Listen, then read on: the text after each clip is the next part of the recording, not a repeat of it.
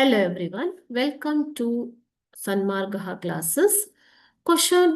Next question from the 3 questions chapter.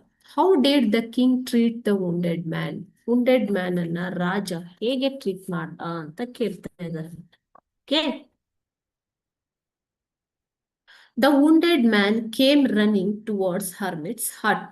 ಆ ಗಾಯಗೊಂಡ ಮನುಷ್ಯನು ಓಡುತ್ತಾ ಸನ್ಯಾಸಿಯ ಒಂದು ಮನೆಗೆ ಬರ್ತಾನೆ. ಓಕೆನಾ? ಹಟ್ ಅಂತಂದ್ರೇನು? ಆತನ ಮನೆ, ಗುಡಿಸಲು.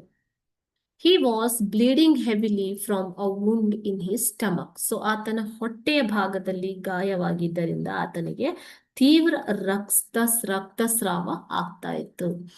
The king cleaned the wound carefully and bandaged it. King ಏನ್ ಮಾಡ್ತಾನೆ? ರಾಜ ಮಕ್ಕಳೇ, ಆ ಒಂದು ಗಾಯವನ್ನ ನೀಟಾಗಿ ಸ್ವಚ್ಛ ಮಾಡಿಬಿಟ್ಟು ಅಲ್ಲಿ ಬ್ಯಾಂಡೇಜ್ ಅನ್ನ ಹಾಕ್ತಾನೆ. The king treated the wounded person with care and compassion by immediately washing and dressing his wound using his own handkerchief. So ತನ್ನ ಒಂದು ಟವೆಲ್ ಅನ್ನ ತಗೊಂಡು ಆತನ ಗಾಯವನ್ನ ನೀಟಾಗಿ ತೊಳೆದು ಡ್ರೆಸ್ಸಿಂಗ್ ಮಾಡ್ತಾನೆ. ಯಾರು? ರಾಜ. ಸೊ ಈ ಒಂದು ಕ್ರಿಯೆಯಲ್ಲಿ ಆತ ತುಂಬಾ ಸಹಾನುಭೂತಿಯಿಂದ ಮತ್ತು ತಕ್ಷಣ ರೆಸ್ಪಾಂಡ್ ಮಾಡ್ತಾನೆ. To stop the bleeding, okay, immediately redressing the wound until the blood stopped flowing. So ರಕ್ತಸ್ರಾವ ನಿಲ್ಲುವವರೆಗೂ ಆತನ ಗಾಯವನ್ನ ಸ್ವಚ್ಛ ಮಾಡಿ ಟ್ರೀಟ್ ಮಾಡ್ತಾನೆ ಮಕ್ಕಳು. Okay,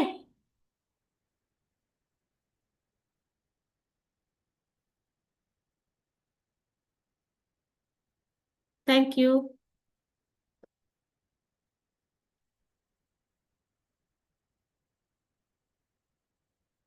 Hello everyone.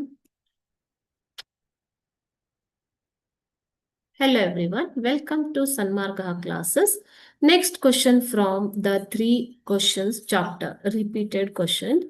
How did the king treat the wounded man? ಹೇಗೆ ಒಂದು ಗಾಯಗೊಂಡ ಮನುಷ್ಯನನ್ನ ಟ್ರೀಟ್ ಮಾಡಿದ ರಾಜ? The wounded man came running towards the hermit's hut. Okay, so ಆ ಗಾಯಗೊಂಡ ಮನುಷ್ಯನು ಓಡಿಕೊಂಡು ಬರ್ತಾನೆ ಸನ್ಯಾಸಿಯ ಗುಡಿಸಲಿಗೆ. He was bleeding heavily from a wound in his stomach. So ಆತನಿಗೆ ಹೊಟ್ಟೆ ಭಾಗದಲ್ಲಿ ಗಾಯವಾಗಿದ್ದರಿಂದ ತೀವ್ರ ರಕ್ತಸ್ರಾವ ಆಗುತ್ತಿತ್ತು. The king cleaned the wound carefully and bandaged it. King ಏನ್ ಮಾಡ್ತಾನೆ? ನೀಟಾಗಿ ಆ ಗಾಯವನ್ನ ತೊಳೆದು ಬ್ಯಾಂಡೇಜ್ ಮಾಡ್ತಾನೆ ಮಕ್ಕಳೇ.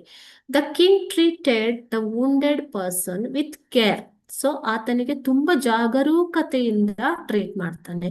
ಅಂಡ್ ಕಂಪ್ಯಾಷನ್, ಸಹಾನುಭೂತಿಯಿಂದ, by immediately washing and dressing his wound using his own handkerchief to stop the bleeding and repeatedly redressing the wound until the blood stopped flowing.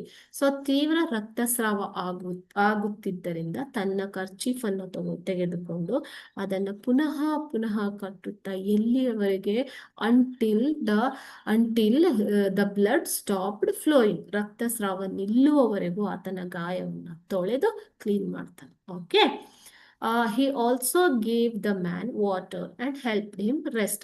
ಅಷ್ಟೇ ಅಲ್ಲದೆ ಆತನಿಗೆ ಕುಡಿಯುವುದಕ್ಕೆ ನೀರು ಕೊಟ್ಟು ಆತನಿಗೆ ವಿಶ್ರಾಂತಿ ತಗೊಳ್ಳೋದಕ್ಕೆ ಸಹಾಯ ಮಾಡ್ತಾನೆ. This is the way the king treated the wounded man. Okay, thank you.